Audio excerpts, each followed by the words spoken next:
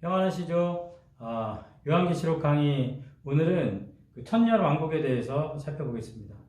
그 천년 왕국에 대해서는 그 천년 동안 왕노릇한다 이 표현이 요한계시록 20장 4절과 6절 딱 두 군데 표현되어 있습니다. 두 군데 나와 있는 이 천년 동안 왕노릇한다 이 천년 왕국이라는 이 내용 때문에 이 계시록에 있어서 요한계시록 20장 1절에서 6절까지 굉장히 논쟁이 많이 되는 본문이고 또 해석도 여러 가지로 입장들이 갈라지는 본문이기도 합니다. 요한계시록은 그 종말을 말하고 있기 때문에 누구도 그 종말에 대해 이거다라고 확실하게 말할 수 없습니다. 제가 요한계시록 처음 시작할 때부터 분명히 말씀드렸지만 본문에서 무엇을 말하는지 이 텍스트 중심 그리고 묵시, 예언, 편지 이런 장르적인 요한계시록을 살피는 것 그리고 요한계시록이 처해 있는 그 환경 속에서 초대교회 요한이 그 일곱 교회에 편지했을 때의 그 사회적, 문화적인, 정치적인 상황과 그리고 그 편지를 받았을 때 큰 소리로 읽어줬을 때 그 청중들이 처음 들었을 때 그 상황들을 생각했을 때 이 요한계시록을 제가 살피고 있는, 설명하고 있는 하나의 방향성입니다. 그렇기 때문에 제가 오늘 천년왕국에 대해서 말씀드리는 게 반드시 이렇게 된다, 이게 옳다, 그렇게 생각하면 저도 잘못된 것입니다. 제가 이해하고 있는 그 천년왕국에 대해서 제가 오늘 말씀을 드리겠습니다. 천년 동안 이 왕노릇한다라는 이 본문이 나오기 전까지 오늘 그 본문의 요한계시록의 흐름은 이렇습니다. 17장 1절에 음녀가 등장을 하고요. 이 음녀는 바벨론을 말합니다. 이 바벨론은 18장 24절 이 부분에서 멸망합니다. 그리고 19장 1절에서 11절까지는 혼인잔치가 나옵니다. 혼인잔치가 나오고 이 혼인잔치에 또 초대되는 사람들, 초청이 말해집니다. 그런데 19장 11절에서 21절에 보면 신랑이 등장을 하는데 이 신랑이 등장해서 혼인잔치가 바로 이루어지지 않고 여기에 또 큰 잔치가 벌어집니다. 그 큰 잔치가 벌어질 때 짐승과 거짓 선지자가 불못에 던져집니다. 여기 사탄이 가게 될 그 불못에 짐승과 거짓 선지자들이 던져지게 됩니다. 이렇게 해서 큰 잔치가 끝나면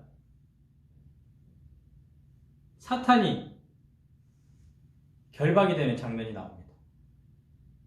우리가 살폈지만 사탄은 요한계시록 12장에 등장을 해서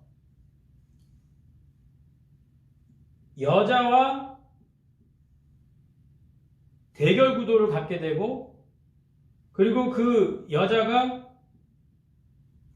광야에 또 숨게 되고 또 이 여자는 아이를 낳고 그 아이를 통해 어떤 일들이 일어나고 그렇기 때문에 이 여자는 이 땅에 있는 믿음의 공동체를 이야기하고 이 아이는 예수님을 말하고 이 광야는 이스라엘 백성이 가나안 땅 들어가기 전에 보호받았던 어떤 약속이 성취되기 전까지 우리가 알고 있는 지난번 강의 때 얘기했던 42달은 지파핌을 밟고 1260일은 예언을 하고 그 시간은 일시적이고 한정되고 제한되어져 있는 시간이다라고 말씀을 드렸습니다.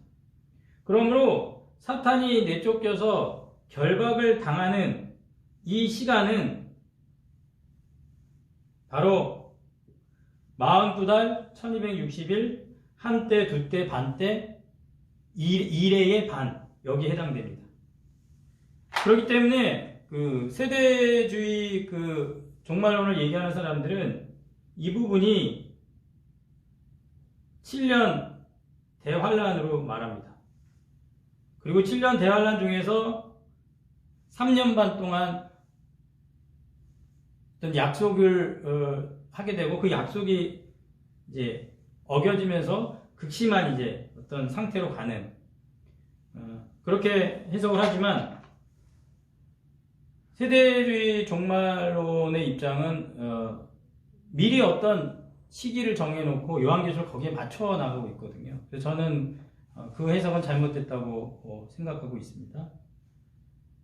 성경에서 사탄이 내쫓겨서 이제 이 짐승 선지자가 신랑이 오셔가지고 다 없앴을 때 사탄이 결박이 됩니다. 그리고 나서부터 1000년 동안 그리스도와 신랑과 1000년 동안 막노릇하고 사탄이 풀려납니다. 하지만 이 사탄이 풀려나지만 이 풀려난 사탄이 또 전쟁을 일으켜서 결국은 사탄도 최종적인 불못에 던져지면 이제 끝나는 겁니다. 이렇게 해서 이 1000년 동안 왕노릇한다는 이 이야기는 결국 천년왕국은 중요한 이제 그 설이 나눠지는 지점이 뭐냐면, 그렇다면 예수님이 오시는 지점이 어디냐? 예수님이 오시는 지점. 천년왕국 왕을 다스리기 이전에 이때 오시면 전천년설이라고 하고요. 그리고 1000년 동안 왕노릇한 다스린 이후에 오시는 것을 후천년설이라고 하고요. 그리고 아예 그런 천년이라는 기간이 이 결박될 때부터 이 마지막 때까지 그냥 다 천년, 많은 시간, 영원, 이게 이제 무천년설에 해당됩니다. 그리고 이제 이런 것들을 절충해서 이제 절충주의도 또 있게 되고요. 이런 흐름으로 이제 천년왕국을 이제 이야기하는데, 이 본문의 흐름상 한번 보십시오. 이 1000년 동안 이 왕노릇한다라는 것은 이 1000년이라는 시간, 그리고 이 42달 1260일 잠시 동안, 그러니까 악한 사탄마귀와 짐승들 그리고 음녀가 다스리는 믿는 자를 42달 동안 짓밟는 시간은 잠시 동안이고, 그리스도와 왕노릇하는 것은 1000년 동안 영원한 시간이다. 이 시간의 대조, 시간의 대비, 이게 중요하고요. 그 다음에 사탄은 내쫓겨서 땅에서 기회를 줬습니다. 근데 여기서도 또 싸움을 일으키죠. 그래서 결박을 하죠. 그래서 무적경에 있는 동안에도 반성이 없죠. 그래서 풀려납니다. 석방이 되죠. 그런데도 또 싸움을 일으킵니다. 변화되지 않죠. 그래서 결국은 최종 심판을 받게 되는 거죠. 그래서 우리는 이 사탄의 속성에 대해서, 사탄은 변하지 않는다. 인간이 참 변화되지 않죠? 누구 닮았습니까? 사탄을 닮았습니다. 그리고 항상 뭐하죠? 싸움을 일으킵니다. 분쟁.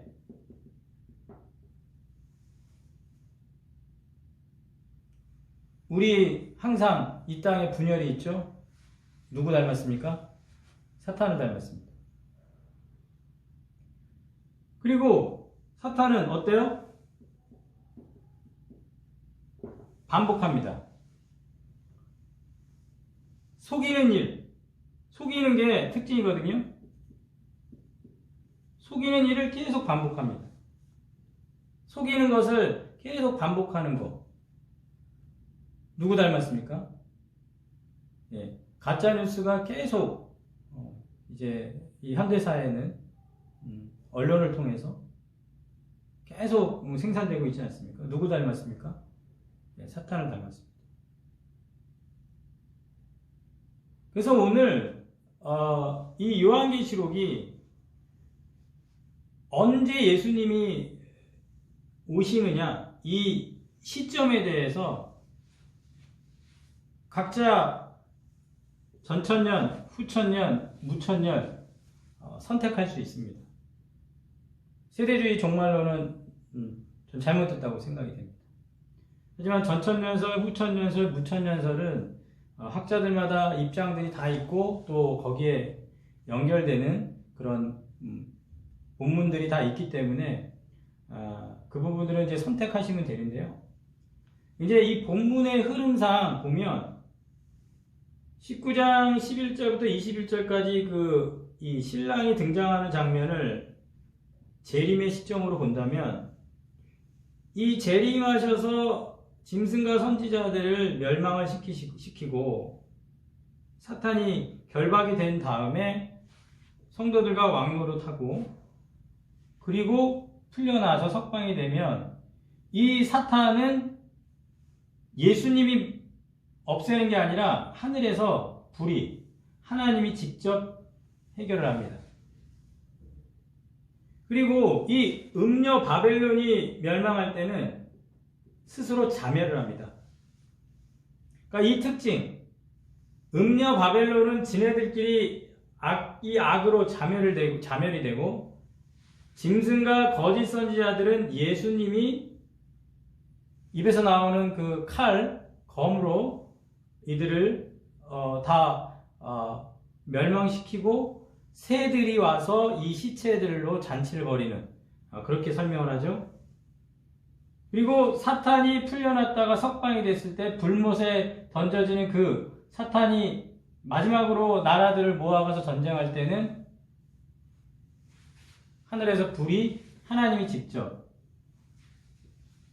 사탄을 이제 불못에 던져지게 됩니다. 그리고 불못에 던져진다라는 표현을 쓸 때 짐승과 선지자들이 먼저 그곳에 있고 이제 사탄이 불못에 던져지는 걸로 그렇게 표현되어 있는데 그 본 표현도 해석하는 방법에 따라 다르게 해석할 수가 있습니다. 후천연설은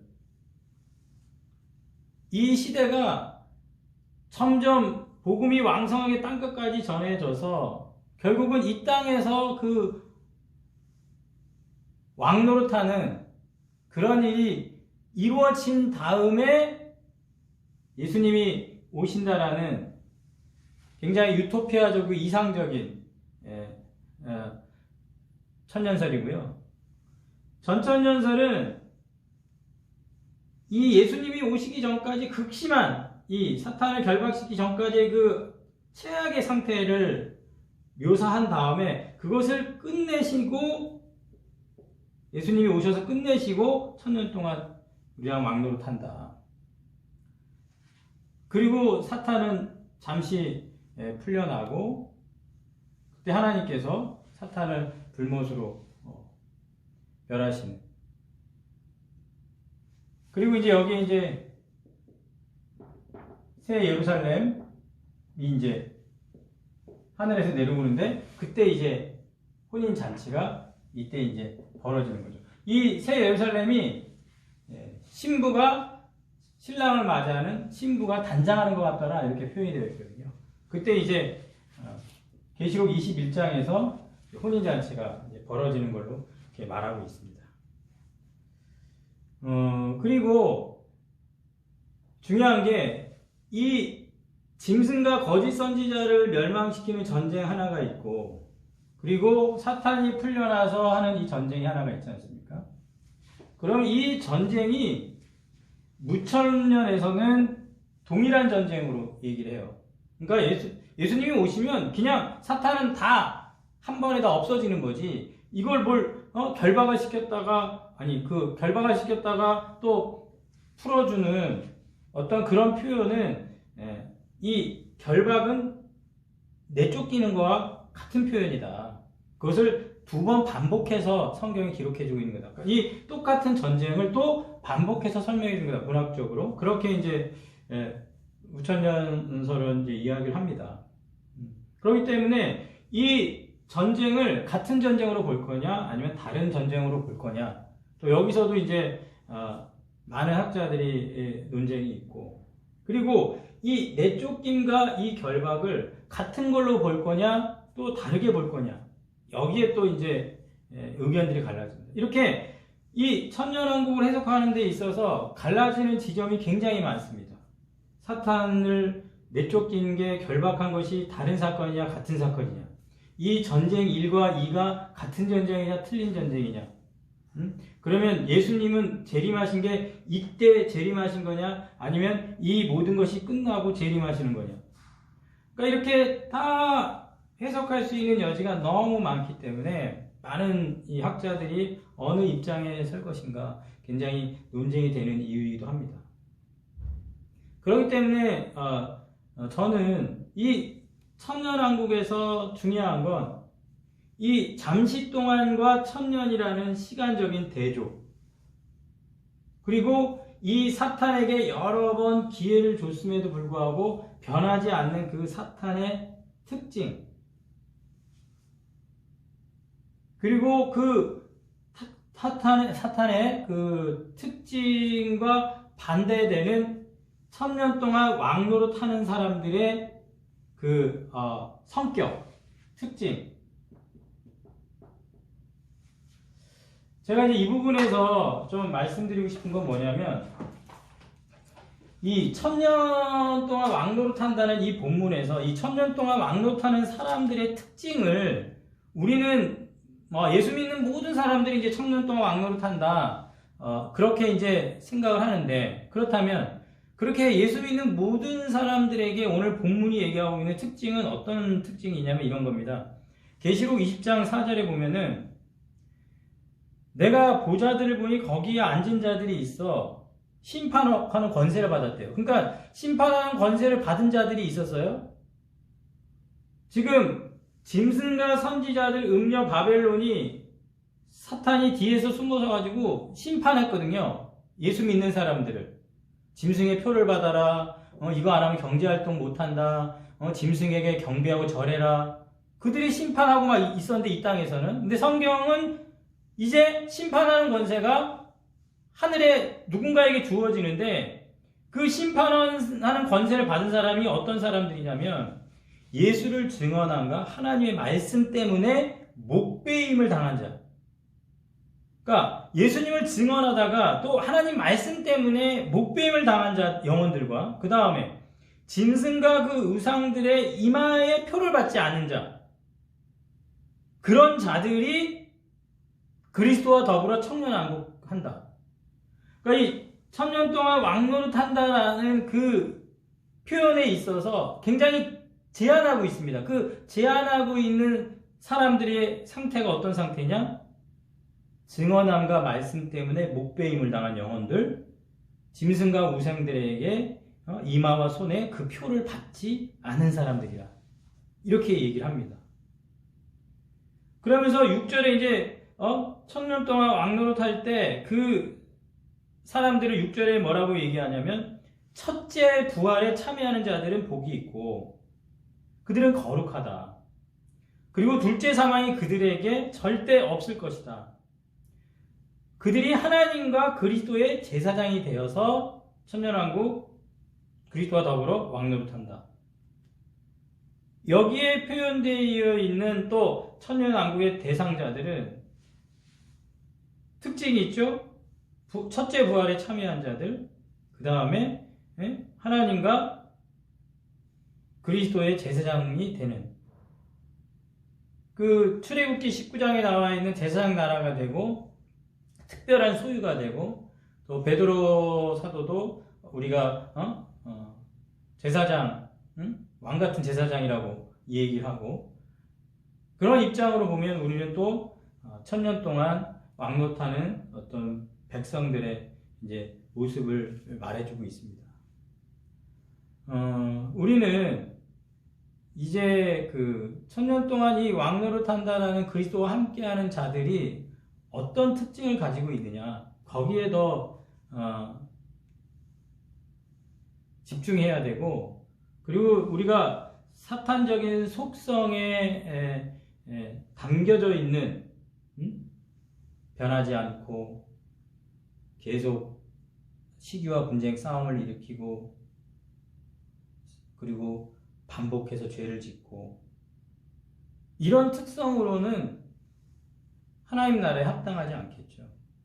그리고 천년 동안 왕노릇 하는 사람들의 특징, 심판하는 권세를 주어지는데, 그 권세가 주어지는 사람들이 어떤 사람인지, 그리고 그 권세를 받은 자들이 누려야 될 그 천년 왕국은 우리가 지금 이 땅에서 당하는 이 잠시 동안이라는 사실을, 그래서 우리 인생은 안개요, 먼지요, 티끌, 이 땅에서의 삶은 나그네, 잠시 거쳐가는, 하지만 우리가 그리스도와 함께 살 그 천년 동안 영원한 삶을 사모하면서 살아가는 그 하늘의 인식과 삶의 모습이 우리에게 중요한 줄로 생각하시고, 그렇게 살아드릴 수 있는 천년왕국의 그런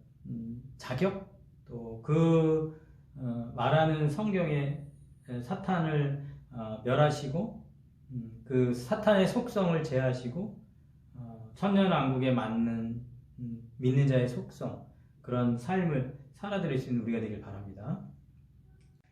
요한계시록과 이제 창세기를 이제 한번 비교해 보면, 성경의 처음 시작 창세기와 마지막 계시록, 이렇게 창세기 1장 2절과 계시록 21장 22절에는 그 공통적인 부분들을 많이 포함하고 있습니다. 먼저 그 창세기 1장 2장에 보면 하늘과 땅, 그리고 계시록에는 새 하늘과 새 땅, 그리고 낮과 밤이 이렇게 나누어지지만 어둠이 아예 없습니다. 밝음만 있는 곳이죠. 그리고 일곱째 날만 거룩하다 말씀하셨는데, 모든 것이 거룩해지는 날의 완성을 얘기합니다. 그래서 보시기에 좋았더라, 선함을 말하지만 이제 모든 것이 완벽한 완성을 이제, 그래서 어떻게 보면 성경은 창조하셨는데 그것을 다시 재창조하시는, 재창조하셔야 되는 이유는 뭐냐면, 여기에 타락이라는 사건이, 창세기 3장에 이렇게 보면은 그 사탄이 1장과 2장에는 존재하지 않았는데 3장에 슬며시 침입해 왔습니다. 근데 그 침입해 온 어떤 그 사탄의 존재를 계시록 12장에 보면, 하늘에서 미가엘과의 전쟁에서 내쫓김을 받은 어떤 사탄의 존재를 말해주거든요. 그래서 그런 타락하게 한 그 인간과의 어떤 관계 속에 있는 이 빼앗긴 타락을 이제 하나님께서 마지막 심판을 통해서 요한계시록 20장에 이제 마지막으로 심판을 하시는 거죠. 이렇게 마지막 그 타락에서 마지막 심판을 하는 이 과정에 결국 예수 그리스도가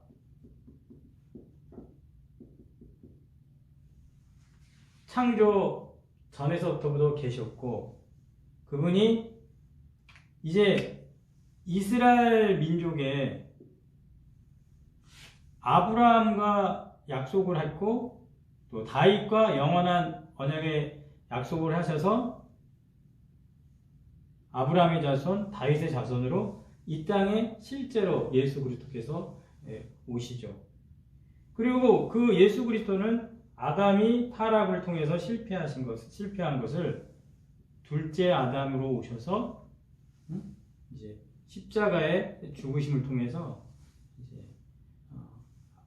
아담으로 인해서 죄가 들어왔지만 둘째 아담을 통해서 하나님의 의가 이제 이루어지도록, 그래서 십자가를 통해서 교회가 세워져서, 이 교회는 이제 유대인과 이방인 모든 사람들이 이제 구원을 이제 이루는 공동체로, 믿음의 공동체로 역사하게 되시죠. 이렇게 해서 창조, 타락, 마지막 심판, 재창조를 통해서 하나님의 그 나라를 이루어가는 모습을 우리는 보게 됩니다. 그러므로 그 요한계시록은 이 사탄이 내쫓겨져서 사탄이 불못에 던져지는 최종 어떤 마지막 심판이 이루어질 때 이제 다시는 인간을 타락하는 어떤 하나님과의 관계를 깨뜨리는, 빼앗기는 사건이 일어나지 않는 어떤 최종적인 완전한 재창조, 새하늘과 새 땅에서 우리가 살게 되는 것을 말씀해 주고 있습니다. 요한계시록 이제 그 21장, 22장 그 끝에 나와 있는 그 새 예루살렘과 그 신부, 이제 그 의미에 대해서는 다음 주 또 강의를 통해서 살펴보도록 하겠습니다.